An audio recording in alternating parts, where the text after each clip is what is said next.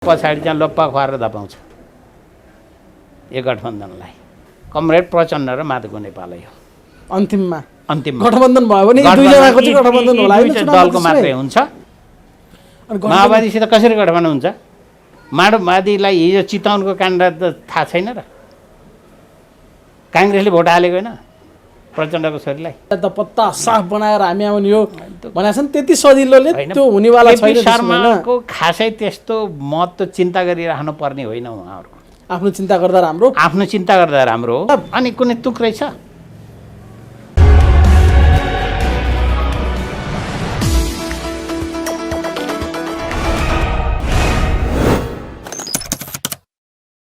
राजनीतिक विश्लेषक प्राध्यापक डाक्टर प्रेम शर्मा हुनुहुन्छ। डाक्टर साहब स्वागत छ यहाँलाई। धन्यवाद।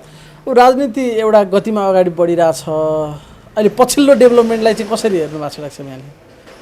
यो स्वाभाविक लामो समयको तानातान र अन्तर पार्टी इन्नर पार्टी हुनमा अथवा पार्टीभित्रको कलहको अन्तिम रूपबाट अहिले जुन दुईवटा पार्टीहरू विभाजन भए यो स्वाभाविक थियो, किनभने यो मिल्ने तत्त्व पनि थिएन र उहाँहरूको जुन तरिकाको एकले अर्कोलाई सिद्ध्याउने अथवा किनारा लगाउने किसिमको जुन तिग्रम थियो, त्यो तिग्रमको अन्तिम चरणमा पुगिसकेपछि पार्टी विभाजन भयो। त्यसो हुँदा यो स्वाभाविक। अघिल्लोचोटि डाक्टर साहबले के भन्नुभएको थियो भने यति धेरै भनिसके, यति छाडा बोलिसके माधव नेपाल र केपी ओली एकअर्काका बिचमा, यिनीहरू फेरि पनि मिलेर बस्यो भने त हेट घिनलाग्दो, त्यो जस्तो अस्वाभाविक अप्राकृतिक त झन् केही हुँदैन भन्ने कुरा डाक्टर साहबले गर्नुभएको थियो जतिखेर उनीहरू मिल्ने भनेका र वार्ताको लागि कुरा गर्दै थिए। र डाक्टर साहबले यसो पनि भन्नुभएको थियो कि सौताको रिसले पोइको नाक काट्दैछन् माधव नेपालले, काटे भन्नुभएको थियो।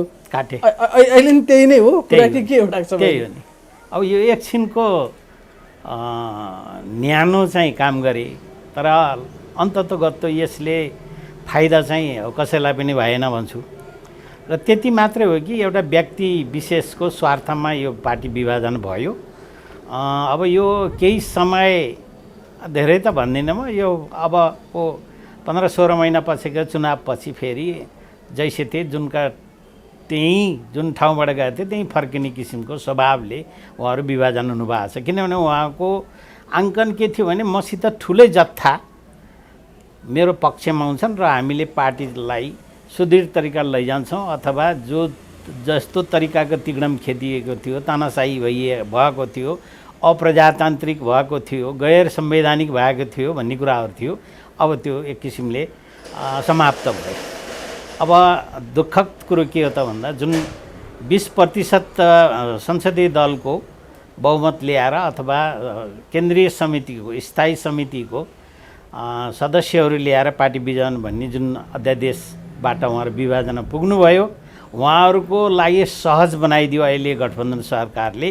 तर यसले कालान्तरमा गएर पार्टीभित्र विद्रोह हुँदाखेरि सजिलै तरिकाले, जस्तै भनौँ संसदीय दलमा 3 जना व्यक्ति भएको संसदीय दल थियो अथवा छ भने एकजनाले पार्टी खोल्ने किसिमको सहुलियत भयो। त्यसो हुँदा यो दुर्भाग्य कुरा हो। यसले राजनीतिलाई अथवा यो व्यवस्थालाई स्थायित्व त उन्मुख लैजाँदैन। तर अब यस्तै होला भनेर अब यसलाई त निष्क्रिय बनाउने रे भन्ने छलफल सुरु गरेछन् नि। अर्काको पार्टी फुटाउनलाई चाहिँ ल्याइदिइहाल्ने, अब पार्टी फुटेपछि यसलाई निष्क्रिय बनाउने, यो कस्तो खालको पोलिटिकल कल्चर सुरु भयो? फेरि उहाँहरूको तर्क त संसद बचाउनको लागि यो अहिलेको अध्यादेश पनि प्रतिगमनकै विरुद्धमा ल्याएको भन्ने तर्क छ नि। फेरि डाक्टर उहाँहरूको चिज के हो यो? प्रतिगमन भन्ने शब्द उहाँहरूको मुखमा मात्रै हो। प्रतिगमन भन्नेको अर्थै उहाँहरूले बुझ्नु भएको छैन। के हो प्रतिगमन भन्ने उहाँहरूलाई थाहा छैन। र यो कुरो कहाँ हो त भन्दाखेरि अहिले एकछिन पार्टी फुटाउनलाई त्यो गरियो, अध्यादेश ल्याइयो। अर्कोतर्फ सभामुखले पनि त 14 जनालाई कारबाही गर्ने कुरो उही हेल्डमा राखेर थकित गरेर अनि पार्टी विभाजन भइसकेपछि बल्ल सूचना टाँस्ने अर्थमा पुगे होइन। यो त पछिल्लो विकासको नतिजा देखिन्छ। त्यसै कारणले यो एकछिनलाई उहाँहरूले जे सहज पर्छ त्यो तरिकाले उहाँहरूले यो संविधानलाई अत्यन्त नजरअन्दाज गर्दै अगाडि बढिराख्नु भएको छ। र यो तिग्रमले के गर्छ भन्दा संसदीय व्यवस्थामा अथवा प्रजातान्त्रिक व्यवस्थामा के भने कार्यपालिका, न्यायपालिका र व्यवस्थापिका, तर कार्यपालिकाले व्यवस्थापिका र न्यायपालिकालाई कठपुतलीको रूपबाट अगाडि ल्यायो। त्यसै कारणले यो तरिकाको प्रजातान्त्रिक अनि एउटा प्रणालीलाई छ प्रचण्डले के ठुलो भनेको छ अप्ठ्यारो भने प्रचण्ड केपी ओलीले पनि यस्तै अध्यादेश ल्याएका थिए हामीले पनि ल्यायौँ केपी ओलीले ल्याएको र हामीले ल्याएको चाहिँ फरक छ उनले अर्कै मनसाय ल्याएका थिए हामीले चाहिँ संसद बचाउनको लागि यो अध्यादेश ल्याएको यदि यो अहिले अध्यादेश नल्याएको भए एमाले फुट्दैन थियो एमाले नफुटेको भए माधव नेपालहरू केपी ओलीसँगै बस्थे होला या कारवाही गर्थ्यो होला संसद बच्दैन थियो त्यस पछाडि अनि संसद बचाउनको लागि ल्याएको एउटै तरिकाले मने नहेरौँ न यसलाई भन्दै थिए नि त अस्ति प्रचण्डले नहेर्ने भनेको त ठिकै हो कसरी नहेर्ने हो भन्दा केपी ओलीले कार्यान्वयन गरेनन् फिर्ता लगे तर उहाँहरूले कार्यान्वयन गर्नु हो फरक यही हो अर्कोतर्फ फेरि केपी ओलीले त 40% वाको कुरो थियो होइन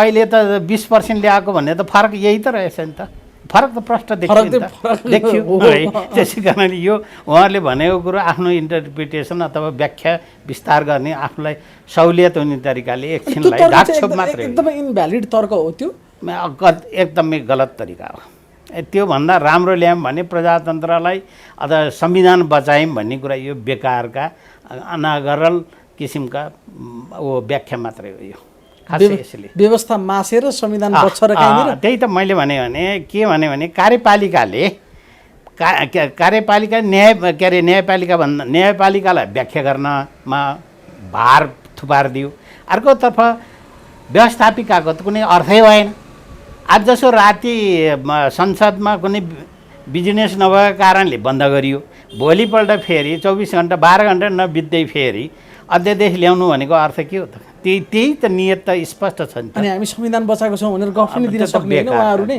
बेकारका कुरा संविधान कसले बचाएको थियो संविधान बचाइएको भए त नेपालमा धेरै संविधानहरू 6-7वटा संविधान मासेर अनि अहिलेको संविधान आएको होइन र के संविधान कसैले बचाएर बचिने कुरा छ जनताको मुभमेन्टले अथवा आन्दोलनले संविधानहरू बनिरहेको छ नेपालमा त्यो यिनीहरूले कसैले व्यक्तिले बचाउने भए त पहिलाको संविधान किन बचाइएन त नि 47 सालकै संविधान पछिको कुरा गरौँ संसदीय व्यवस्थाको पुनर्स्थापना पथिका त्यति एउटा नमुनाको रूपमा ल्याइएको 47 सालको संविधान कसले मासेको त कि यिनीहरूले मासे होइन र यिनीहरूकै तिगडमले यिनीहरूकै क्रियाकलापले त्यो अवस्थामा पुगेर संविधान सभामा पुग्या होइन अनि संविधान सभाले पनि त आखिरीमा त्यत्रो एउटा 2 वर्षको संविधान सभाले जुन निकाल्नु पर्ने संविधान हो त्यो निकाल्न नसकेर अन्तिममा गएर न्यायपालिकाको प्रमुखलाई अथवा प्रधान न्यायाधीशलाई अब चुनावको एउटा केयरटेकर गभर्मेन्ट ल्याउनु भनेको त के काम हो यो प्रजातान्त्रिक प्रणाली हो त यो अब त्यसो हुँदा न्यायपालिकालाई जे जस्तो तरिकाले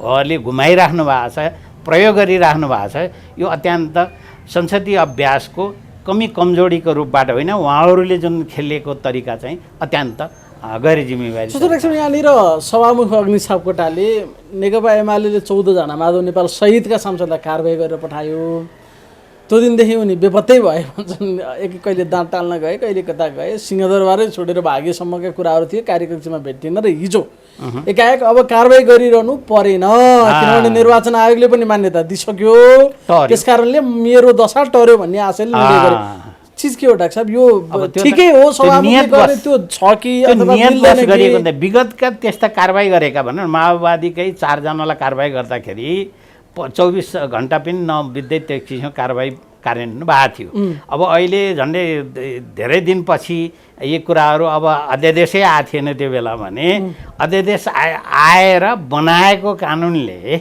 अथवा अध्यादेशले त्यो पार्टी विभाजनमा गइसकेपछि त उहाँहरूको उद्देश्य त स्वार्थ त पुरा भयो त्यसपछि अब त जस्तो तरिकाले व्याख्या गरिम त्यसै कारणले नेपालमा के भइदियो भन्दा प्रधानमन्त्रीले जेसुकैमा सिफारिस गर्ने राष्ट्रपतिबाट त्यसलाई हुबहु इन्डोर्स गरिदिने होइन अनि त्यस्तै गरेर यता न्यायपालिका के अरे व्यवस्थापिकामा पनि आफ्नो सहजता अनुसारको किसिमको क्रियाकलापहरू गर्ने होइन त्यसो हुँदा बिजनेसै नचलेको हो अथवा त्यत्रो विधेयकहरू थिए त्यत्रो आवश्यकता थियो भने सदनमा प्रस्तुत गर्ने किसिमको वातावरण किन बनाइएन त अथवा सभामुखले त्यो किसिमको भूमिका किन गर्नु भएन त भने अहिले आएर यो किसिमको समस्या समाधान भइसक्यो जुन नियतले जुन ढिलाइ सुस्ती गरिएको थियो जुन नियतले अध्यादेश ल्यायो त्यो त पुरा भयो त्यसको उद्देश्य त पुरा भयो त्यसभन्दा अब जेसुकै त्यो गरे सभामुख भन्ने पदको एउटा हुन त पार्टीकै नेता त्यहाँ पुग्ने हो, पार्टीकै सांसद राजीनामा दिएर जाने हो, त्यसलाई हामीले कसरी तटस्थ बस्न सक्छ भनेर त त्यो भन्नु नै गलत हो। तर संविधानमै लेखिएको छ, तटस्थ हुन्छ भनेर लेखिएको छ तर त्यहाँनिर पुगे पछाडि त स्वाभाविक रूपमा संविधानले सभामुख भने त तटस्थ बस्नुपर्ने होला, पार्टीबाटै राजीनामा दिने सम्मको कुरा छ। त्यो भूमिका चाहिँ अहिले देखिएन, सभामुखको तटस्थता भन्ने कुरा देखिएन अहिले डाक्टर त्यसो भए? त्यो देखिएन, न राष्ट्रपतिकै भूमिका देखियो न सभामुखकै भूमिका देखियो। यसरी व्यवस्थापिका र कार्यपालिकाका प्रमुखहरूबाट पनि राष्ट्र प्रमुखबाट समेत त्यस्ता किसिमका क्रियाकलाप भयो त पार्टीको इच्छाअनुसार अथवा स्वार्थअनुसार चल्ने किसिमका सभामुख त्यही अनुसारको राष्ट्रपति भइदिएपछि त कहाँ हुन्छ त? यसरी यो संसदीय व्यवस्थाको गरिमा र मूल्य र मान्यता अनुसार त भएन नि। अहिले जसरी अग्नि सापकोटामाथि खालि प्रचण्डको कार्यकर्ता मात्रै भएको भन्ने आरोप लगाइरहेछ, त्यो उनले आफ्नो व्यवहारबाट पुष्टि गरे कि क्या? त्यसो पुष्टि गरेन नि त। अब आफ्नो त्यो कुरो जे विवाद होइन 40% किन रहिएन? वा भनेको त्यही ओलीकै भन्दा फरक किसिमको गर्नु भनेको अर्थै के गयो भने 20% ल्याइसकेपछि त अस्थिरता उन्मुखै हो। यो एमाले कारवाही गर्यो, खालि सभामुखको दायित्व भनेको त त्यसलाई संसद नचलेको बेलामा टाँसिदिने मात्रै हो। सूचना पार्टी किन यति ढिलो गरियो त? उहाँले टाँस्नु भएन कि कारवाही गर्नु नपर्ने भनेर चाहिँ हिजो निर्णय गरिदिनु भयो। हिजो भने मिल्ने अधिकार दिएको त सायद छ कि छैन संविधानमा? जुन स्वार्थको खातिर जुन अध्यादेश ल्याइएको थियो नि पछि, त्यो त नेकपा एमाले त कारवाही त के अरे अध्यादेश ल्याउनुभन्दा पहिले नै सिफारिस गरिसकेका थियो कारवाही गर्ने भनेर। अनि पछि ल्याएर अध्यादेश ल्याएर विभाजन भइसकेपछि कारवाही गर्न परेन भन्नु त स्वाभाविक हो। कुन ठुलो कुरो हो र? प्रधानमन्त्रीको अधिकारमा थियो सदन के अरे सिफारिस गर्ने, सिफारिस गर्यो, राष्ट्रपतिले त्यसलाई अनुमोदन गर्यो भने जस्तै हो। त्यो त एमाले के तर्क गर्छ भने अध्यादेश ल्याउनुभन्दा अगाडि हामीले कारवाही गरेका छौँ, हो त्यो रोक्न पाउने तिम्रो अधिकारै छैन। कुन अधिकारका आधारमा रोके सभामुखले भन्छ एमाले? तर त्यही त यति दिनभित्रमा 20-22 दिनपछि मात्र सम्म पनि अवधि त राखिएको छ। 15 दिनको समय अवधि चाहिँ राखिएको रहेछ त्यहाँनिर। अनि त्यसैमा टेकेर खेले, त्यसैमा खेल्ने एउटा स्पेस पाए, कि ठाउँ पाए, ठाउँ अनुसार खेले। तर त्यसलाई जायज तरिकाले खेल्नुभन्दा, किनभने त्यो तरिकाको नजिरले भविष्यमा पनि अर्को सभामुखले यही किसिमको क्रियाकलाप गर्ने उन्मुख उद्धृत गराएनन् र फेरि उहाँ आफैले गर्नुभएको छ नि। सरिता गिरीको सन्दर्भमा 1.5 घण्टामा कारवाही सूचना उहाँले प्रकाशन गर्नुभएको रहेछ। अनि 4 जना नेकपा माओवादी केन्द्रका सांसदहरूलाई कारवाही गर्न पहिला तुरुन्तै गरिएको थियो नि त। खोइ त अहिले त्यो भएन नि त। उही व्यक्ति होइन र 4 जनालाई गर्ने, सरिता गिरीलाई गर्ने यही सभामुख होइन र? अनि के भिन्नता भनेको यही होइन? भिन्नता भने अहिले एमालेका थिए, त्यतिखेर माओवादीका थिए। यति मात्रै पार्टीको स्वार्थ अनुसार चल्ने किसिमको सभामुख, राष्ट्रपति अनि अब कार्यपालिकाको प्रमुखले व्यवस्थापकलाई नजरअन्दाज गरेर त्यो आफ्नो भगुन्डो बनाएर खेलाउने तरिकाको भएपछि त अनि प्रजातन्त्र र यो लोकतन्त्र भन्ने जुन उहाँहरूले मुखमा राख्नुहुन्छ त्यो त कुनै अर्थ रहेन नि त। फेरि उहाँहरूकै मुखबाट हो नि सबैभन्दा धेरै लोकतन्त्र, प्रजातन्त्र, संविधान मात्रै हो। यस्ता चिजहरूको प्रयोग हुने सबैभन्दा यस्ता शब्दहरू त उहाँहरूको यो जालझेल गरेर छद्मवेशी तरिकाले जनतालाई भ्रममा राखेर हामीले ठिक काम गरेका छौँ भन्ने भनाइलाई अगाडि ल्याएको। यसमा कुनै नयाँ कुरो छैन। उहाँहरूको नियत बस गरेका कुराहरू स्वार्थ पुरा भएका छन्, त्यसमा कुनै आश्चर्य मान्नु पर्दैन। त्यसो एमाले विभाजन हुँदा हिजो हामीले हेर्दाखेरि अब नेकपादेखिकै यसकै विवाद बढ्दै बढ्दै बढ्दै बढ्दै एमालेको यो विभाजनसम्म पुगेर एउटा क्रमको पटाक्ष यहाँ देखियो। तर जुन शक्तिका साथ माधव नेपालले एमाले फुटाउन सक्लान् भन्ने आम अनुमान थियो, किन त्यस्तो भएन लास्टमा? मैले त त्यति सहज तरिकाले माधव नेपालले पार्टीलाई आधी चिरामा लैजान्छन् भन्ने मैले त कल्पना गरेको थिएँ। तर पनि त त्यत्रा साथ दिएका मान्छेहरू दोस्रो पुस्ताका भनेका हिजो गुनासो गर्दै थिए, मलाई चेड्यो भिरबाट आफू फर्केर गयो। त्यो त भित्रको मर्म बोल्या हो नि त। त्यो त खास गरी उहाँको जुन सोच थियो त्यो सोच अनुसार नभएपछि त्यो अभिव्यक्ति भने जेन्युन अथवा तथ्यसङ्गतको कुरा उहाँले व्यक्त गर्नुभएको यो कुनै आश्चर्य कुरो भएन। तपाईँलाई चाहिँ किन लागेको थिएन माधव नेपालले ठुलै शक्ति लिएर एमाले विभाजन गर्लान् भन्ने किन लागेको थिएन? माधव नेपालको विगतको लामो अभ्यास र उहाँले संलग्नतामा रहेको कुरा मैले नजिकैबाट अनुमान गरेको थिएँ। जस्तै नेकपा एमालेको अधिवेशनबाट उहाँ पराजित भएको केपी शर्मा ओलीसितै 5 वर्षसम्म त उहाँले केपी शर्माको पदमा बसेर हाराहारीमा तँलाई जति अधिकार चाहिन्छ मलाई त्यति चाहिन्छ भने बार्गेनिङ गरिराख्नु भएको थियो। उहाँहरूको कार्यदलमा पनि त्यो प्राप्त नभएपछि उहाँले अलिकति एक रूपले अथवा एक ढङ्गले अगाडि बढिराख्नु भएको थियो। उहाँ एकल तरिकाले चलिराख्नु भएको थियो, जुन कुरो कि कार्यदलले गरेका कुरामा पनि उहाँ सहमत हुनुहुन्थेन। कार्यदलमा बसेका व्यक्तिहरूले त्यो कुरालाई कार्यान्वयन जाने केपी शर्माले जान्छ भने माधव नेपालले पनि त्यसलाई मान्छन् भन्ने कुरो जुन अनुमान थियो। अब उहाँकै प्रेस सल्लाहकार राजनीतिक सल्लाहकार रघुजी पन्तले समेत साथ छोडिदिनु भयो त अनि अब त्यहाँ भन्ने ठाउँ बाँकी रह्यो त? उहाँलाई कसले कन्भिन्स गराउने हो त? अब 70 वर्ष 60 वर्ष पुगेपछि 70 वर्ष भए राजनीतिक सन्यास लिन्छु भन्ने प्रदीप नेपाल जस्ताले गएर त्यहाँ माधव नेपालको पक्षमा सही गर्न तत्पर रहे कि रहेनन् भनेपछि कस्ता कस्ता मान्छेहरू उहाँले लिनुभएको छ र? म जस्तै मास्टर लिनुभएको छ उहाँले एकजना राजेन्द्र पाण्डेलाई सायद अब यो प्रदेशका प्रमुखका उतिर पनि सायद प्रमुख के अरे मन्त्री परिषदको अध्यक्ष दिलाउने कुरामा लोभ होला सायद उहाँको तिरमा चल्ला। बागमती प्रदेश र 1 नम्बर प्रदेशभित्र त एक कुराको चिङ्गाल त छँदैछन् नि भने उहाँलाई पनि अहिले यो सम्पूर्ण कुरा के को लागि तिग्रम चलिरहेको हो भने सत्ताको लागि हो कि यो सबैले भनिरहेछ। यिनीहरूको कुनै राजनीतिक वैचारिक सिद्धान्तमा यिनीहरू लडाइँ होइन, पदमा अथवा सत्तामा पुग्ने किसिमको खुर्सीको लागि लडाइँ हो भन्ने कुरो त जाहेर भइसक्यो। कुर्सीकै लागि सत्ताकै लागि पदकै लागि पार्टी फुटाए माधव नेपालले हो, त्यति हो, त्यहाँभन्दा केही पनि होइन। आर्थिक रह्यो के त? कोही जनताका जल्दाबल्दा सवालहरू महामारीका सवालहरूमा कतै सम्बोधन छ त?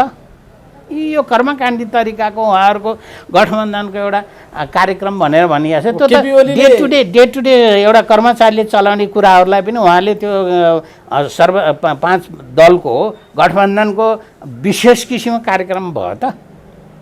जस्तै एमसिसी बिल बारेमा त लेखिएन त, बोलिएन त कार्यदलको के अरे यो गठबन्धनको मुखपत्रमा त उहाँले ल्याएको सार्वजनिक गरिएको कार्यक्रममा त त्यो त परेन नि त। यस्ता चिजहरूलाई त नजरअन्दाज गरियो नि त, त्यसलाई त कसै महत्त्व दिइएन त। त्यसो हुँदा अब सदनमा जे तरिकाको विधेयकहरू बाँकी थिए, जल्दाबल्दा विधेयकहरू बाँकी थिए, ती पनि लाई कुनै अर्थै रहेन होइन। त्यसो हुँदा जसरी तसरी चुनावको लागि गठबन्धन आवश्यक थियो। तर यो गठबन्धन भन्ने कुरा मलाई जहाँसम्म लाग्छ चुनावको मुखमै गएर 2-3 महिना अगाडिबाट फेरि त्यहाँ ठुलो विग्रह र विद्रोहको किसिमको शक्ति आउँछ। किनभने नेपाली काङ्ग्रेसले ये सबै 5 वटा लिएर गठबन्धन गरेर चुनावमा जान्छ त? यो केटाकेटी कुराको अनुमान जाँदैन। नेपाली काङ्ग्रेस बेकुब छ। प्रचण्ड नेपाली काङ्ग्रेसले यत्रो गोता खाइसकेर पनि बारम्बार इतिहासमा दोहोरिएर 4 चोटिकोलाई 5 चोटि प्रधानमन्त्री प्राप्त भएछ, अझ 6 चोटि हुने अवस्थामा हुँदै पनि यस्ता झारपातलाई लिएर नेपाली काङ्ग्रेस अगाडि जान्छ? यस कल्पनै नगरौँ। चुनावको बेलामा मैले भन्छु 3 महिना अगाडिबाटै उहाँहरूको यो गठबन्धन अनि त्यसपछि चुनावभन्दा 3 महिना अगाडि अहिलेको यिनीहरूको गठबन्धनमा भैँचालो जान्छ अनि त्यसपछि काङ्ग्रेसले बोकेर हिँड्नेवाला छैन प्रचण्ड र माधव नेपाललाई। त्यसो भए त्यसपछि आफ्नो कुम्लो बोकेर हिँड्यो। त्यही त केपी शर्मा ओलीले भन्छ हामी एक्लै लड्छौँ भन्दैछ नि त होइन। ढोडको लौरो टेकेर जङ्गार तर्ने होइन भनेको छ नि के भनेको। त्यो पनि केपी शर्मा ओलीको पनि अहिलेलाई भनाइको कुरो।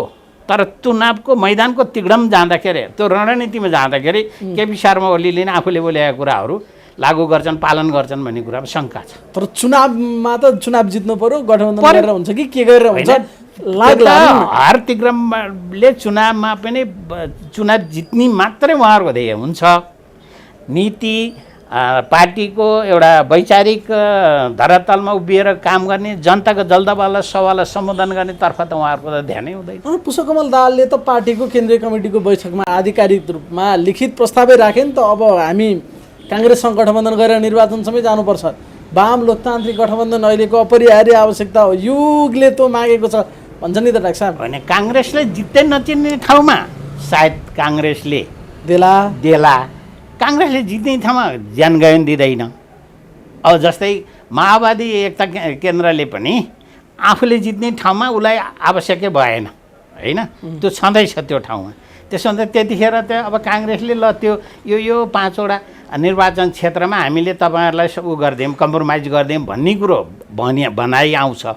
होइन भने नेक टु नेक भएको ठाउँमा ल 5वटा सिट मात्रै उहाँ काङ्ग्रेसलाई माओवादीले दियोस् त।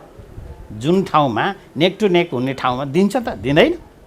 उसको सुनिश्चित जित्ने निर्वाचन क्षेत्रमा 4-5वटा क्षेत्र हो। त्यो ठाउँमा कुनै हालतले माओवादीले पनि काङ्ग्रेसलाई दिँदैन। त्यो त्यसै अब दियो भन्ने किसिममा पारिन्छ। बढीमा 2टा सिट त्यसरी प्रत्यक्ष चुनावमा दिइसक्यो गठबन्धन होस् त बल्ल त्यतिखेर कुरा गरौँला। त्यति पनि सम्भव छैन। सम्भव छैन। जम्मा 2 सिटका लागि पनि हुन सक्दैन। सम्भव देखिँदैन। त्यो जुन माओवादीको कारणले काङ्ग्रेसले जितोस्, काङ्ग्रेसका कारणले माओवादीले जितोस् भन्ने कुरामा धेरै अप्ठ्यारो छ। तर यिनीहरूको अर्को पनि तिकडम हुन्छ। किनभने यहाँ त अरूलाई केही गर्नु छैन। मैले तपाईँलाई हराउनु भनेको माधव नेपालले ओली हराउनु हो, ओलीले माधव नेपाल हराउनु हो। त्यसमा पहिले यिनीहरूको स्वार्थ र समीकरण हुन्छ, गठबन्धन हुन्छ। त्यसपछि बल्ल उहाँहरू अगाडि जानुहुन्छ। तर डाक्टर एउटा कुरा हामीले 54 सालमा पनि एमाले फुट्या थियो। 54 सालमा फुट्दाखेरि करिब झन्डै 2 चिरै गरे फुट्या थियो नि। साना प्रधानदेखि लिएर वामदेव गौतम सिपी मैनाली भित्रान नेताहरू त्यहाँ थिए होइन? थिए। मान्छेहरू जुलुस सानो थिएन नि त त्यो बेला कुरा गर्ने। 44 कि 45 जना केन्द्रीय समितिका डड्डु माले बनेका थिए होइन? यत्रो तामझाम थियो त्यो पार्टीको। केही भयो त? शानदार 0 सेट त्यतिखेर पनि। अनि त्यही बेला वामदेवले लिड गरिराखेका थिए होइन र? खोइ त अनि कहाँ गयो त नि त्यो गठबन्धन र मालेको गठबन्धन। अहिले आएर वामदेव पेन्डुलम भएर बस्नुपर्ने स्थिति आयो नि त। कहीँ जित्ने अवस्था छ। अब नेपाली जनताले यस्तै किसिमको चरित्र भएका व्यक्तिहरूलाई जनप्रतिनिधिहरू बनाएर बारम्बार पठाइराख्ला नि त। यो कस्तो यो अहिले त मतदातालाई नजरअन्दाज गरिएको हो भने। तर डाक्टर साहब अहिले त त्यति तामझाम या त्यो शक्तिका साथ पनि एमाले विभाजन गर्न सकेन नि माधव नेपालले होइन? सकिएन। त्यो मालेको भन्दा पनि हालत खराब हुन्छ त्यसै होइन? बिल्कुल खराब हुन्छ। मालेले 1 सिट पनि जितेको होइन। तर समानुपातिमा 18 लाख कति यस्तै चान्चुन उसले गर्दाखेरि 18 जनै कति समानुपातिक तर्फको वेट आएको थियो। तर अब त त्यति आउने अवस्था पनि देखिँदैन। त्यति धेरै क्षति बनाउने गरी हेर्दै जानुहोस् न। यो चुनावको मेकानिजममा पछाडि के गर्छन् भने जो सदनमा जसरी जान चाहन्छन् तिनले चाहिँ आफूलाई समानुपातिकतिर राख्छन्। यी चाहिँ मैदानमा अथवा प्रत्यक्ष निर्वाचनमा यिनीहरू जान्दैनन्। त्यसो भए माधव नेपालले कसैलाई टिकट दिएको तरिकाले गर्छन्। अनि पैसा खोलो खनाएर कोही आयो भने आइहाले होइन? जस्तै छन् नि केही ठेकदारहरू आउलान् पैसा खनाएर। होइन भने यिनीहरूले के गर्ने वाला देखिँदैन। प्रत्यक्षमा चुनाव जितेर आउने अहिलेको यो फुटेको पार्टीसँग हुँदैन। त्यसो हुँदैन। माधव नेपाल पनि समानुपातिकमा बस्नुपर्ने? पक्कै पनि। सांसद हुन भए परेदेखि समानुपातिकमा बस्ने? 1-2 ठाउँमा माधव नेपालको मैले देखाएको छु। त्यो ठाउँमा माओवादी र माधव नेपालको बिच समझदारी भयो भने 1-2 सिट चाहिँ सम्भव छ है। त्यो पनि 1-2 सिटमा त्यसले चाहिँ फाइदा गर्छ। बरु कसलाई भने माओवादीले अलिकति फाइदा गर्छ। त्यो माधव नेपालको समाजवादीले नै केही फाइदा गर्छ। जस्तै तपाईँलाई उदाहरणकै रूपमा दिन्छु। धादिङको 3 नम्बर क्षेत्र के कट्टेल भन्ने र अनि राजेन्द्र पाण्डेको बिच भनेको कुरो के भने माओवादी केन्द्र र अनि समाजवादी एमालेका मिले भने त्यो निर्वाचन क्षेत्र जित्न सम्भव छ। लेखेर राखिदिनुहोस्। त्यसो हुँदा यस्तो जित्ने बाहेक अरू छैन। अरू त्यस्तो त देशभरिमा सिल्ला खोज्दाखेरि एउटा क्षेत्र तपाईँले भन्नुभयो डाक्टर साहब। त्यही हो। तर जस्तो माधव नेपाललाई उचाल्नुसम्म उचालेर किन पछाडि भयो त? हटे त माधव नेपालहरू योगेश भट्टराईहरू तपाईँले सबैभन्दा धेरै उचाल्ने भीम रावल होइन भने हिजोको दिनमा होइन। भीम रावलजी एउटा कुरा केमा हुनुहुन्थ्यो भन्दा भ्रममा हुनुहुन्थ्यो। उहाँ केमा भ्रममा हुनुहुन्थ्यो? माधवको नेपालको शक्ति ठुलो छ भन्ने उहाँले सोचमा राख्नु भएको थियो। पहिला भ्रममै साथ दिएको थियो नेपाललाई भीम रावलले। र उहाँहरूले एउटा काम के गलत काम गरिराख्नु भएको थियो भने उहाँहरूको पार्टीको महाधिवेशनले 5 वर्षलाई केपी शर्मा ओलीलाई चयन गरेको पार्टी अध्यक्ष। त्यो अध्यक्षको कार्यकाल समाप्त नहुँदै उहाँलाई अध्यक्ष चाहिएको थियो। जुन असंवैधानिक त नभन गैर कानुनी तरिकाको उहाँहरूको तिकडम थियो। र रह्यो कुरो कहाँ हो त भन्दाखेरिमा केपी शर्मा ओलीले यो उद्दण्ड तरिकाको खेल कसरी खेले भन्दाखेरिमा उहाँलाई थाहा थियो कि पुस 5 गतेको जुन कदम उहाँले चाल्नुभयो, संसद विघटन गर्नुभयो, त्यो हुन्छ भनेर गरेको होइन। त्यो केपी शर्मा ओली यति बेकुब छैन कि मैले भनिराखेको छु सुरुदेखि नै पहिलो अध्यादेश ल्याउँदादेखि नि केपी शर्मा ओलीले जङ्गबहादुरको भूमिका निर्वाह गर्छन् भनेको थियो कि जङ्गबहादुर भनेको डिस्ट्रक्सन्स गराएको व्यक्ति होइन र तर जङ्गबहादुरले त के गरेको थियो भने आफ्नो कुललाई राणाहरूको उत्तराधिकारी कायम गर्ने कुरामा जङ्गबहादुर सफल भयो।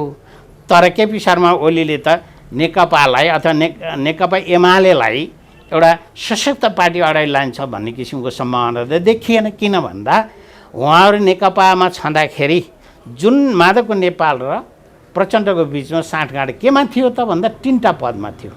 एउटा उहाँलाई चाहिएको थियो प्रचण्डलाई, एउटा माधव नेपाललाई चाहिँ अर्को झलनाथलाई चाहिएको थियो। त्यो 3टा पद भनेको एउटा प्रधानमन्त्री, एउटा राष्ट्रपति, एउटा पार्टी अध्यक्ष चाहिएको थियो। यो 3टा भए उहाँहरू सन्तुष्ट हुनुहुन्थ्यो।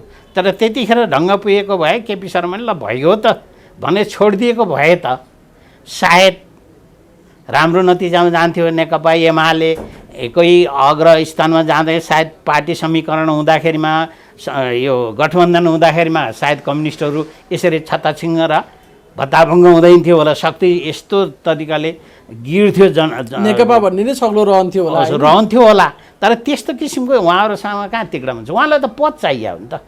उहाँको अन्तिम गन्तव्य पुग्ने ठाउँ कहाँ हो त भन्दा पदमा नपुगे पछाडि अनि त्यसपछि जे भए नि उहाँहरूको त्यसपछि उहाँ केपी शर्माले मूर्ख अर्को मूर्ख यो जसपालाई नै मूर्ख बनाए महन्त ठाकुरलाई पनि 13वटा मन्त्री दिए के केयरटेकर गभर्मेन्ट भएर होइन।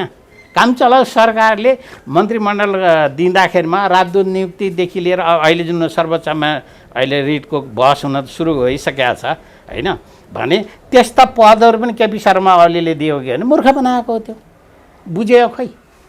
त्यति त बुझ्ने क्षमता नभएका दलका नेता र पद खाने व्यक्तिहरू त्यहाँ छन् भने अन्त यसले के हुन्छ भन्ने कुरा उहाँहरूलाई अङ्क नै छैन भने यस्तो किसिमले नै कहीँ राजनीति चल्छ। संसदीय व्यवस्था यही हो। बेकुब बनाएका थिए कि बेकुब बनाइएको त्यो केपी शर्मा ओलीले बेकुब बनाएको यिनीहरूलाई। केपी शर्मा ओलीले कारबाही गर्ने फेरि विथड्र गर्ने कारबाही गर्ने गर्दै गर्दै गर्दै त्यो तिक्रम ल्याएर अहिले कमजोर गराउँदा ल्याएर माछा पनि ठुलो माछा बल्छीमा फसियो भने धेरै बेर खेलाइसक्यो त्यसलाई शिथिल बनाइसक्यो बल्ल छेउमा तानेर ल्याएपछि टाउको हिर्का मार्छ क्या माझीले। त्यही तरिकाले अहिले केपी शर्मा ओलीले आफ्नो सुदृढ गरे। अझै के अरे 2075को सायद के को 2 गते फर्केर जेठ 2 गते फर्केर जे काम गरे नि हदैसम्मको लचकता भनेको यो देखाए। आफ्नो चाहिँ म त यतिसम्म गरेको भन्ने किसिमको त्यो पनि एउटा अहिले अब माधवको नेपाल फरेर आउँदैन त्यो ठाउँमा भन्ने भएपछि ती कुरा केपी शर्मा ओलीले पनि उभो अक्षरशः पालन गर्छु पनि भने गरे पनि यहाँनिर माधव कुमार नेपाल जेल खाए त्यसै हो डाक्टर जेल खाए नि। अब यो त बारम्बार यो कुरो नउठाउनुहोस् कि माधवको नेपाल चाहिँ असक्षम प्रधानमन्त्रीको इतिहासको क्रममा साबित हुने व्यक्ति हुन् भनेर त मैले पहिलेदेखि भनेको थिएँ। अहिले त्यो पनि फेरि देखा पर्दैछ र अबको चुनावपछि त सकियो, खेल सकिगयो। त्यसो हुँदा कम्युनिस्टहरूको धेरै ठुल्ठुला नेताहरू अहिले कहाँ छन् त अहिले कहाँ छन् हेर्नुहोस् त। माओवादीका ठुल्ठुला नेताहरू कहाँ छन् होइन। मोहन वैद्य कहाँ छन् होइन। अनि मोहन विक्रम कहाँ छन् हेर्नुहोस् त। अनि मोहनचन्द्र अधिकारी कहाँ छन् हेर्नुहोस् त। अनि सिपी मैनाली कहाँ छन्, राधाकृष्ण मैनाली कहाँ छन्। के खेल्छन् यिनीहरू। अलिकति भित्र गोडेर यिनीहरूको पृष्ठभूमिमा यिनीहरूका खेल तौर तरिका उहाँहरूको अम्पन जुन पार्टी महासचिव बन्ने हुन्थ्यो अहिले पार्टी अध्यक्ष बन्ने चलन छ भने यसमा के किसिमको खेलिन्छ भन्दाखेरि आफू हुन नपाएपछि विद्रोह गरिहाल्ने, पार्टी फुटाउनुतर्फ लाग्ने। अब अहिले तपाईँले अहिले सङ्केत गरिसक्नु भयो अब निष्क्रिय हुन्छ यो अध्यादेश। निष्क्रिय नभए त फेरि यसले त आफैलाई ब्याकफायर गर्छ त। टोक्दैन। त्यो टोक्ने अधिकारलाई त अब निष्क्रिय गर्नु स्वाभाविक हो। जस्तै अर्काको पार्टी फुटाउन ल्याउने आफ्नो पार्टी फुट्छ भने निष्क्रिय गर्ने यतिसम्म कि त्यो निष्क्रिय नगरी मन्त्री परिषद विस्तार गर्न सकिँदैन भनेर तनाव भइरहेछ अरे। अब मन्त्री परिषद विस्तार गर्यो भने भोलिपल्ट पार्टी फुट्छ भन्ने तनाव छ यिनीहरूलाई। अझ एउटा तपाईँले सङ्केत गर्छु सायद 21 दिन कि 22 दिनसम्म कोही यदि कुन दलमा जान चाहन्छ भने त्यो पनि अवसर दिने भनिएको छ। अझ त्योसम्म पनि सायद मन्त्रीमण्डल गठन नगर्ने माधवको नेपाललाई फाइदा हुन्छ होला। तर मन्त्रीमण्डलमा नपरेपछि माधवको नेपालका मान्छे फेरि ओलीतिर आउँछन्। यी मुसा हुन् पक्का हो यो कुरा? ए पक्का हो नि। यी त पहिला जाने चरित्रका राजनीतिकर्मी भनौँ त्यस्ता कार्यकर्ता हुन् नि त। यो त तिक्रण त चलिरहेको छ। यो सबै क्रान्ति हेर्नुहोस् त, सबैलाई मन्त्री चाहिएन। त्यो पदमा गएपछि विसर्जन हुँदो रहेछ डाक्टर। विसर्जन भइगयो त। अनि त्यहाँ गइसक्यो माट आउँछ। माट लाग्छ नि त। होइन माट लागेको होइन नेकपालाई। पार्टी एक ढिक्का भएर नेपाली काङ्ग्रेसलाई कहाँ पुर्याइदिए थिए? 22-23वटा सिटमा झारिदिए थिए होइन। अनि यिनीहरू मात नलागेको भन्न मिल्छ? अब के मुखले के एजेन्डाले जनताको अगाडि मत माग्न जाने इस्यु केही छ? ल हेर्नुहोस् त स्थिति कहाँ पुगेको छ यिनीहरू। मात त बेसकै लाग्छ यिनीहरूलाई। अब 54 सालमा पार्टी फुटिकन मात्रै लागेको त्यो बेलामा नि। यो त विगतले हामीलाई सायद स्मरण गराउनु पर्ने उहाँहरूलाई त्यो त भएन। 3 वर्षको पिरियडमा धेरै भयो। झन्डै 2/3 10 कम मात्रै सिट, त्यत्रो लहर जनलहर वाम एकता पार्टी एकता 2/3 को अन्त बोल्न सक्ने स्थिति थियो। यिनीहरूले घोषणा गरेका थियो अब 20-30 वर्ष त 50 वर्ष नेपाल कम्युनिस्ट पार्टीको तपाईँले भन्नुभयो, तपाईँले याद गर्नुभयो होला 50 वर्ष त हाम्रो राज्य चल्छ भनेको थियो नि। के भनेको थियो? यिनीहरूलाई माट लाग्ने चलन हुन्छ, हामीलाई बोसो लाग्छ भन्ने कुरो उहाँलाई थाहा थिएन। प्रचण्डले सार्वजनिक मञ्चबाट भनेको थियो नेपाली काङ्ग्रेस भन्ने पार्टीलाई जरैबाट उखालेर फाल्यौँ हामीले भन्थे प्रचण्ड। अब कहाँ छन् त प्रचण्ड भन्दा? लौ न हजुर टाउको मूल्य तोक्ने र टाउको मूल्य भएका व्यक्तिहरूको अहिले गठबन्धन होइन। यो पनि कोही राजनीति सिद्धान्तभित्रको कुरा छ र यो छैन नि। अत्यन्त पदको लागि अब देवबाजी अर्को कुरो के हो त भन्दा हात हेराएर ज्योतिषी राखेर उहाँले सायद मन्त्रीमण्डल गठन गर्नुहुन्छ होइन। अनि उहाँले बगालमुखी भर्खर अस्ति उद्घाटन गर्नुभएको छ। उहाँले सुन चढाउनु भएको पनि हो विगतमा, त्यसले फैफाप गरेको छ। यता तन्त्र मन्त्र चलेर नै साध्य हुन्छ। राजनीति अनि यस्तै हो र। अनि प्रचण्डको कस्तो बाध्यता त लाग्छ? हिजो त हामी त विज्ञानको सेवा गर्ने मान्छे, विज्ञानमा तथ्य हुन्छ, केपी ओली अर्कै कामतिर लागे भन्छन्, फेरि विज्ञानको सेवा गर्ने भन्छन्, ज्योतिषको सेवा गर्ने, ज्योति शेरबहादुर देउवाको सेवा नगरिकन उनको राजनीति नटिक्ने स्थिति। केही चाहिएन के उहाँलाई सिद्धान्त पनि छैन होइन। सिद्धान्त यो सिद्धान्तै होइन। ठिक छ केपी शर्मा ओली चाहिँ तानाशाही भएकै होला हो रे, हो पनि मैले त्यो पनि भन्छु। तर उसलाई पदबाट झारिसकेपछि आफ्नो सिद्धान्तमा आफ्नो पार्टी तर्फ लागे हुँदैन थियो। खेल त आफ्नो आफ्नो तरिकाले सिद्धान्त अनुसार पार्टीको नीति अनुसार चलेवा पर्दै अगाडि गए हुँदैन थियो। इभेन एक सिटको जनमोर्चाले समेत अब अहिलेको सरकारलाई समर्थन गर्नुपर्ने बाध्यता के? केपी शर्माको तानाशाहीबाट झार्ने कुरामा गठबन्धन भएको सही हो एक किसिमले। तर पछि अब यो अहिले गठबन्धन सरकारलाई समर्थन गर्नु के औचित्य छ र? औचित्य थियो? अहिले पार्टी फुटिसक्यो होइन। सुदूरपश्चिमतिरबाट जनमोर्चामा पनि विभाजन आइसक्यो। अब हृदयस्थी पार्टीले सायद अर्को पार्टी खोल्छन् होला यो अध्यादेश जिउँदो छँदैखेरि। यहाँ धेरै त्यस्ता किसिमका क्रियाकलापहरू अब जाग्छन्। यो मन्त्रीमण्डल गठन भएको 1 वर्षभित्र धेरै कुराहरू मथिन्छ अथवा धार्ने भनिन्छ नि, दही पार्ने अथवा मोही पार्ने धार्ने ठेक्कोमा अब फिँज आउँदैछ। अब फिँज आएछ कहिले नहुने लाग्ने हो त्यो किसिमको तिक्रामा दिनुहरू त प्रवेश गरे। त्यसो हेरेर जानुहोस् पदको लागि होइन भने के त्यही मन्त्री खान आवश्यक छ त? आज यता तिक्राम गरेर उता मन्त्री खाएर सेक्रिफाइस गरे हुँदैन त? मन्त्रीमण्डलमा नबसे हुँदैन? मन्त्री चाहिँ होइन भन्न चाहिँ छोड्दै हुन्थ्यो कि कम्तीमा। अनि त त्यो पनि भनिरहने पदका लागि होइन पनि भनिरहने पदकै लागि मरि पनि रहने भन्ने स्थिति। अनि संविधान बचाउने रे, लाजम भन्ने कुरो संविधान बचाउने रे, प्रतिगमन रे। के हो प्रतिगमन भने? के हो यो व्याख्या? जनतालाई भ्रममा राखेर केपी प्रवृत्ति आजभोलि त त्यस्तो भन्छन् प्रतिगमन मात्रै हो र। अब त्यो प्रवृत्ति किन देउवालले ल्याउनु पर्यो त नि? त्यसो भने केपी प्रवृत्ति पुनरावृत्ति भएको होइन।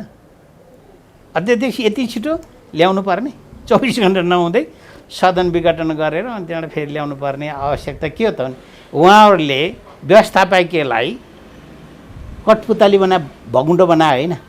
त्यसको के अर्थ रह्यो त? संसदको सङ्घीय संसद के अर्थ रह्यो? अध्यादेशबाटै चलाइराखे भइगयो नि त्यही पुनरावृत्ति गरेर जाने भने नेपालमा किन यो संसद किन चुनाव गरिराख्नु आवश्यक भयो? डाक्टर एउटा कुरा चाहिँ के जनतालाई चाहिँ यिनीहरूले लास्टै बेकुबै सम्झिन्छन् कि क्या हो? जनता बिर्सन्छन् यिनीहरू। चुनावमा हाम्रा नेपाली जनताहरूले क्षणिक स्वार्थलाई पनि अलिकति हेर्दछन्। त्यो क्षणिक स्वार्थ हेर्दाखेरिमा जनता पनि आफै पीडित हुन बाध्य भए।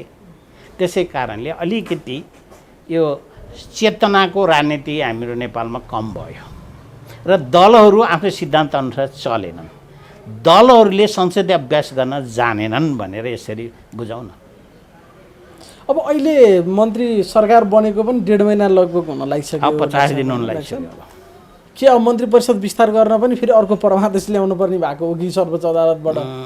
अब केलाई धार्ने मन्त्री परिषद विस्तारलाई यो फलानलाई मन्त्री बना भनेर के बेर खोइ त अनि अब त्यसलाई 25 जनाबाट बढाउनु पर्ने अवस्था आयो भनेर त्यो अध्यादेश ल्याए पनि भयो। अर्को के फरक पर्छ र? त्यो नहोला भनेर के तपाईँले कल्पना गर्नुहोस्। Impossible is not impossible in Nepal. असम्भव त नेपालमा केही पनि छैन, जे पनि सम्भव छ। न्यायपालिकाको प्रमुख आएर पनि मन्त्री परिषदको अध्यक्ष हुन्छ होइन? 12 बजे सदन भङ्ग गरेर भोलिपल्ट 10 बजे फेरि अर्को अध्यादेशबाट अध्यादेश ल्याउने किसिमकोमा पनि पुग्छ। असम्भव छ र नेपालमा? सबै कुरा सम्भव छैन। त्यही नेपाली काङ्ग्रेसले द्वन्द्वकालमा माओवादीहरूको टाउको मूल्य तोकेको र उनीहरूको बिचमा किन साँठगाँठ हुन्छ? त्यही जनमोर्चाले सङ्घीयता विरोध गर्ने दलले फेरि सङ्घीयता हिमायतीहरूसित किन साँठगाँठ गर्छ? औचित्य छ र? अनि यस्ता कुराहरू किन तपाईँहरू खोतल्नुहुन्छ? यो त सहज छ। कस्तो परिबन्ध हो यो? परिबन्ध होइन, उहाँहरूको काम गराएको परिपक्वताको अरू त अभाव। छोडिदिनु न, जनमोर्चाले यो संविधानको रक्षा गर्न मुखैले सही उनीहरूले भनेका छन् नि त। किन यो संविधानलाई समर्थनै गर्न हुँदैन वास्तवमा जनमोर्चाले? किनभने सङ्घीयता हटाउनु पर्यो भने एउटै अडान लिएर बस्या भइहाल्यो थियो। संहिता हटाउनुपर्छ भन्ने जनमोर्चा संहिता हटाउन लाग्यो केपी ओलीले भनेर विपक्षी गठबन्धन बन्ने कसरी मिल्छ भन्न खोजेको क्या एउटा प्रश्न निराक साहब। अनि कुनै तुक रहेछ? सङ्घीयता हिमायती, सङ्घीयताको विरोधी जनमोर्चा अनि चल्छ। संहिता बचाउने के बारे? के अरे गणतन्त्र बचाउने, संविधान बचाउने, सङ्घीयता बचाउने। सङ्घीयता बचाउँदाखेरिमा के भयो अथवा यी समस्याहरू कसरी आइरहेका छन्? राज्य किन यसरी सहज तरिकाले चल्न सकेको छैन? आज यत्रो बेरोजी र भ्रष्टाचारको चाङ थुप्रिएको छ, कोही कारबाहीमा परेको छैन। महालेखाको प्रतिवेदन कता हो कता हेर्नुहोस्, काली लाग्दो किसिमको स्थिति छ होइन? अब यहीँ देखिहालिएछन् स्थानीय सरकारहरूले कति गाडी किन्नमा खर्च गरेर छन्, कति भत्ता बुझाएर छन्, के सुविधा लिएका रहेछन्, कानुन सम्मत लिएर रहेछन् र कानुन बनाएर लिने काम पनि गरेछन् भन्ने कुरा तपाईँले हेर्नुहोस् न। त्यसरी त्यसलाई बढार्न पर्ने, त्यसको सुधार गर्नुपर्ने, ती कुराहरूको लागि के 3 तहकै सरकारको मिलोमत हो त? अनि प्रदेश सरकारहरू यसरी ढलेर तिग्डम खेल्ने हो भने आखिर अष्टलजी साक्यले किन मुख्यमन्त्री चाहिए र बन्द भयो? भीम आचार्यले किन मुख्यमन्त्री पाएर किन त्यो स्थिति भयो? पदको लागि थिएन भने उहाँले किन पद लिनुभयो त? तर उहाँहरू त पद छोड्न तयार हुनुहुन्छ नि त डाक्टर साहब। आज पदका लागि हो भने त अहिले माधव नेपालको पार्टीमा गए त गठबन्धनले मुख्यमन्त्री बनाउँछ नि 1.5 वर्ष उहाँहरूलाई। अष्टलजी साक्यले भन्नुभएको छ पद हाँसी छोड्न तयार छु, माधव नेपालको पार्टीमा चाहिँ म लाग्दिनँ भनेर घोषणा गर्नुभयो हिजो किन गर्नुभयो नि त नि? आज यता आइसक्यो त्यो दिएको त केपी शर्मा ओलीले गरे जस्तै हो कि जेठ 2 गते फर्केँ म भनिदिए जस्तै। किनभने माधव नेपाल त गइसक्यो त फर्केँ भनिदिए भइगयो नि। त्यही तरिकाले अब उहाँहरूले पनि जुन मुख्यमन्त्री पाएन र गुनासो गर्नुभएको थियो प्राप्त गर्नुभयो नि त। अब चाहे रेकर्डमा त रहिगयो त, त्यो रेकर्डकै बायोडाटामा त रहिगयो त। भीम आचार्य मुख्यमन्त्री प्रदेश 1 को, पूर्व बागमतीको अष्टलक्ष्मी मुख्यमन्त्री भइहाल्यो त। रेकर्ड पहिलो मुख्यमन्त्री महिला होइन? रेकर्ड भइगयो। अब अर्को किन चाहियो र? 2 दिन भयो भने भइहाल्यो। पद चाहियो होइन, प्रोफाइल चाहियो होइन? त्यही त रहेछ नि आखिर देखिएन? पदको लागि हरेक कुरो त्याग दिने, इतिहासै बिर्सिदिने, नैतिकता बिर्सिदिने, मूल्य मान्यतै बिर्सिदिने अनि पद्धति नै बिर्सिदिने, नियत अर्कै तरिकाले चल्ने, यो किसिमको ठ्याक्कै किन विस्तार हुन सकेन त डाक्टर साहब मन्त्री परिषद? यो के कारण छ यसमा? राजनीति संस्कार नभएको। माधव नेपालले छिनोफानो नगरेका कारणले विस्तार गर्न सकेन भन्थे। त्यो छिनोफानो गरेको नि धेरै होइन, दिन भइसक्यो। माधव कुमार नेपाललाई नै पर्खेर मन्त्रीमण्डल विस्तार नगरेको पहिला ठेट कुरो। अब माधव कुमार नेपाललाई यति ल्याउँदाखेरि भने के भइराखेको छ भन्दाखेरि अझै पनि उहाँहरूको फेरि अंश बन्न मिलिराखेको छ। कला मन्त्री बनाउने, कला मन्त्री नबनाउने भन्ने कुरा छ। हिजो माधव कुमार नेपाललाई मन्त्रीमण्डल बनाउने एकल अधिकार हिजो समाजवादीले गरे, एकीकृत नेकपा एकीकृत समाजवादीले गर्यो, उहाँहरू 5 जना स्थायी समितिले गर्यो। अब हेरौँ न, हिजो चिच्याउने जाति मन्त्री भन्छन् त, चिच्याका नभए सुसाइड गर्छु भन्ने कुरा नि त आयो नि। त्यो के चौधरी रामकुमार झाँक्रीजीले मन्त्री नपाउनु भयो भने अथवा मन्त्री वा सरको पद पाउनु भएन भने स्थिति के हुन्छ त्यहाँ? के को लागि हामीले के को लागि बलिदान गऱ्यौँ, के को लागि सडकमा आइपुग्यौँ, के को लागि अहिले हामीले यो पार्टी फुकाएर यो अवस्थामा डुब्ने र मर्ने र बाँच्नेको दोसानमा छौँ भनेर उहाँले भन्ने ठाउँ आएन। मन्त्री नबनाउने भए यिनीहरूले बाँकी राख्दैनन् फेरि माधव नेपाललाई। पक्कै पनि एकल अधिकार त पाइयो, तर बनाउन सक्ने अवस्था छैन। 15 महिना मन्त्री छ, 15-16 महिना। अब त्यो निर्वाचन हुँदा 16-17 महिना पुग्ला, त्यति त खाइहाल्छन्, ढुक्क हुनुहोस्। त्यति भए त भइगयो नि। कतिजनालाई बनाउनु त? केपी ओलीबाटै 8 जना मान्छे सरेर उता गएका छन्, भाग्यौला 5 वटा। आफूलाई साथ दिने 6 सिट दिने भन्ने त नेपाली काङ्ग्रेसले गरिसक्यो। 8 जना त केपी ओलीबाट आएका छन् भने अस्ति आयो होला, ती सबैलाई पाउने जस्तो। अब सायद 25 जना भित्र अब सहायक मन्त्री सधैँ राज्य मन्त्री सधैँ दिएर अहिले बढाउने हो कि? त्यो नबढाइ त सम्भवै छैन। त्यसमा तपाईँले भनेकै लाइनमा अर्को अध्यादेश ल्याएर सायद मन्त्रीमण्डलको सङ्ख्या बढाउने पो हो कि? डाक्टर साहबले अगाडि भन्दै हुनुहुन्थ्यो पद नपाउने जति माधव नेपालमा बस्दैन, तिनीहरू फर्किन्छन् फेरि। अझ यो 22 दिन काटेको छैन। अब यो बुधबारको डेडलाइन जस्तो राखेका छन् के अरे, होइन, मन्त्रीमण्डल बनाउने। अब त्योभित्र बनिए नबन्ने मान्छे त विमुख भए। फेरि 15 के भने 7 महिना एउटालाई 7 महिना अर्कोलाई भनेर अंश बन्न गराए भए अर्कै कुरो। त्यो समझदारीभित्र कायम गरेर तँलाई 7 महिनापछि तँलाई दिन्छु। जस्तै डोरमणि पौडेलले पद छोडिदिए, होइन, नेकपा एमाले बचाउनलाई। शेरधन राईले पद छोडिदिए नेकपा एमाले बचाउनलाई। त्यस्तै तरिकाले गर्ने पो सम्भवका त्यस्तै व्यक्तिहरूको बिचमा समझदारी पो हुन्छ कि? पालै पालो, होइन। अन्त अनि फेरि भन्न त छोड्दैनन् पदका लागि हामीले होइन भनेर। पदमा गइसकेपछि रात रह्यो अग्रपला के हुन्छ फेरि। त्यो अहिले अङ्कन गर्ने कुरा हुँदैन। हिजो पार्टी परिस्थिति के आउँछ? हिजो पार्टी फुटाउँदाखेरि या विश्वासको मत दिँदा त सबैलाई मन्त्री बाँडिएको होला नि मुखले त। पक्कै पनि कस्ता कुराहरू थिए। मलाई मन्त्री बनाउनलाई यति चाप प्रेसर छ भने भन्दै थिए त, होइन, माधव नेपालले पनि प्रचण्डले भनिरहेको थिए भने ठुलो तनावमा छु म भनेर। तनावमा छु भने त्यो त सार्वजनिक भइसकेका अभिव्यक्ति भनेको आरोप होइन, त्यो त उहाँले वेदना व्यक्त गरे होइन र, यथार्थ चिज व्यक्त गरेको होइन र। अनि तिनलाई के त्यही सरहको पद अर्को दिएर थामथुम गरेर राख्ने बाहेक, पद दिने बाहेक केही पनि राजनीति छैन नेपालमा। पददेखि पदसम्मको मात्रै लडाइँ हो यो, होइन डाक्टर साहब? खेल यही होइन। बिचौलियाहरू अहिले छ्यापछ्याप्ती छन्। बिचौलियाहरू कमाउनमा त्यस्तो किसिम अगाडि बढिसकेको छ। भित्र तरङ्ग व्यापक छ। पार्टीका विभिन्न भातृ सङ्गठनहरू हेर्नुहोस् त कति सक्रिय छन्। नेपाली काङ्ग्रेसले त चुनाव पनि आइराखेको छ। 18 गते चुनाव छ, होइन, बाट सुरु हुन्छ। अनि पैसा त सङ्कलन गर्नै पर्यो, चुनाव जित्नै पर्यो। बिना पैसाको चुनाव पनि जितिँदैन अबको राजनीतिमा। बिचौलिया सेन्टरहरू अहिले चल्या छन्, मालामाल छन्। मालामाल छन्। म नाम के भनौँ, मैले मेरा वरिपरि चिनेका शुभचिन्तकहरू, अब यो त्यो पार्टीका भन्दैन, अन्य पार्टीका धेरै पार्टीका मान्छेहरू सलबलाइराखेका छन्। छ्यापछ्याप्ती छन्। जिल्लामा दौडिराखेका छन्। पैसा पदमा चुनाव लड्नलाई होइन, पैसा कमाउनलाई दौडिराखेका छ।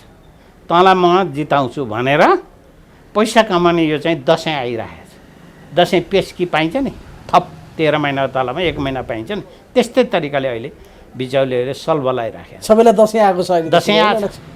खास गरी आज नेपाली काङ्ग्रेसमा ठुलो दसैँ आइरहेको छ। महाधिवेशन पनि आउँदैछ आउँदैछ पार्टी भर्खर सरकारको नेतृत्व गर्दैछ झाडु चम्चा छ होइन र नेपाली काङ्ग्रेस हेर्दै जानुहोस् मैले 3 महिना बाँकी रहँदाखेरि सबै पद दिन्छ नेपाली काङ्ग्रेसले अनि पछाडि चाहिँ लोप्पा खुवाएर धपाउँछ यो गठबन्धनलाई लोप्पा खुवाएर धपाउने हो धपाउँछ त्यही हेर्दै अनि कहाँ जान्छन् त तिनीहरू त्यसपछि बिचारा तरिकाले गठबन्धन गर्ने यता र उता सलबल आउँछन् सायद त्यतिखेर अनि ओलीले अलिअलि आफूतिर थुच्छन्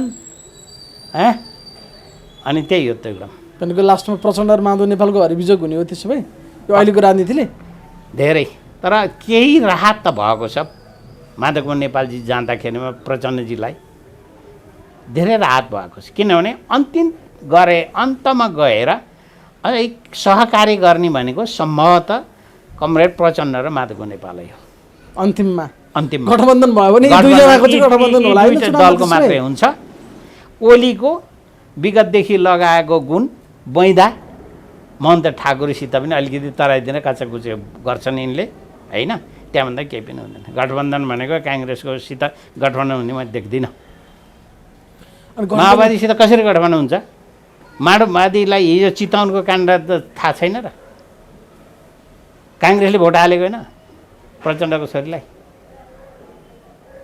अनि अहिले स्थिति के आयो त अनि यस्तो तरिकामा खेलिराख्ला र काङ्ग्रेसले भनेको अहिले जसरी दङ्ग परेका छन् नि माधव नेपालका मान्छे प्रचण्डका मान्छे गठबन्धन गर्ने हो काङ्ग्रेससँग केपी ओलीलाई त पत्ता साफ बनाएर हामी आउने हो भनेका छन् त्यति सजिलोले त्यो हुनेवाला छैन शर्माको खासै त्यस्तो महत्त्व चिन्ता गरिराख्नु पर्ने होइन उहाँहरूको आफ्नो चिन्ता गर्दा राम्रो हो उहाँहरूको सबभन्दा भलो कहाँ हुन्थ्यो भने त्यो गठबन्धन कायम गर्न सकेमा सर्वोपरि हुन्थ्यो होला सिट ल्याउनलाई है सत्तामा पुग्नलाई है होइन भने यिनीहरूको नीति सिद्धान्त दलीय चरित्र दलीय संस्कृति समाप्त छ अहिले हामीले हेर्दै त्यो दिन देख्नुपर्छ होइन त प्रचण्ड कहाँ लेखेको छ कि यस्तो गन्दा किसिमको यस्तो वर्ग शत्रुसित गठबन्धन गर्ने भन्ने कुरो कम्युनिस्ट हो भन्ने शब्दभित्र कहाँ पाइन्थ्यो ल भन्नुहोस् त कुन पानाको कति नम्बर पेजको कहाँनिर छ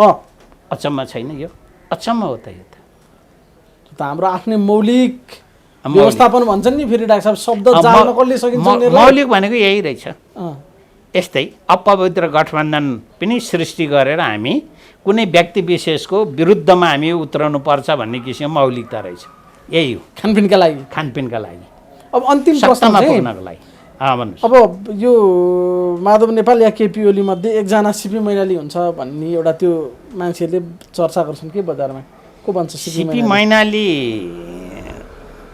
पनि बन्ला तुलसीलाल अमात्य जस्तो पनि बन्ला होइन कुनै बेला राधाकृष्ण जस्तो ठेट्ना अथवा देवी ओझा जस्ता ठेट्ना पनि बन्ला होइन इतिहास बोकेर हिँडेको जनमोर्चाका माओ कमरेड मोहन विक्रम सिंह जस्ता पनि बन्लान् अहिले सुसुप्त अवस्थामा सुतिरहेका मोहन वैद्य अनि विप्लवजी अब कहाँ हुनुहुन्छ खै विप्लवजीहरूको त तपाईँले के नयाँ कुरा सुनाउनुहोस् न तपाईँका श्रोताहरूलाई दर्शकहरूलाई अस्ति न धान रोप्दै हुनुहुन्थ्यो अब फेरि अब ड्रागन फ्रुट त बनाउँदै हुनुहुन्न हाम्रो विष्टले चाहिँ लोकेन्द्र विष्टले उहाँले त नेपालीको चरित्र अनुसार किसानले यसो गर्न सक्छ है भन्ने किसिमको रोजगारी यो पनि अवसर छ है भन्ने किसिमको आर्थिक क्रान्तितिर लाग्यो नि बरु लोकेन्द्र विष्ट त नबिगारिकन होइन आफ्नो पार्टीलाई कुनै आरोपै नलगाइकन